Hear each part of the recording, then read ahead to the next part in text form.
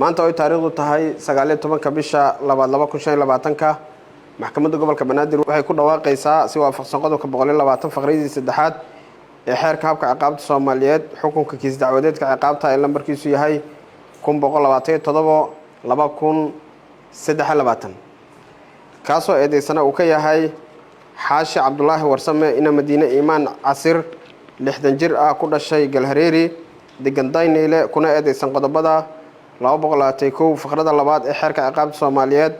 iyo qodobka saddexaad faqradiisa koobaad iyo qodobka labaad faqradiisa koobaad oo la akhriyo qodobka 28aad ee xeerka ka hortagga lacag dhaqista iyo maalgelinta argagixisada xeer lambar 1 soo baxay 22 bishii 2016 lana soo xiray eedeysanaha soo la soo xiray 28 bishii 2024 xukunka maxkamadda gobolka Banaadir waxay si waafaqsan qodobka 120 xeerka ciqaabta Soomaaliyeed waxay eedeysane Xaashi Cabdullaahi Warsame ku weyday faldambiyeedka ku xusan qodobka 221 faqradiisa labaad ee xeerka ciqaabta Soomaaliyeed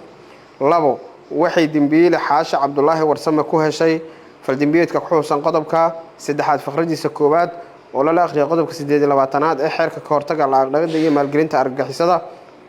waxayna uga xukuntay 5 sano oo xarig ah iyo ganaax lacageedo gaara $5,000 Mareykanka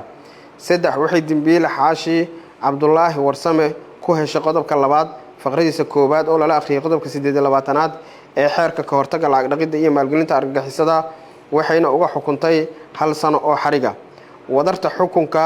waa 6 sano oo xariga iyo ganaax lacageedo gaaraya $5,000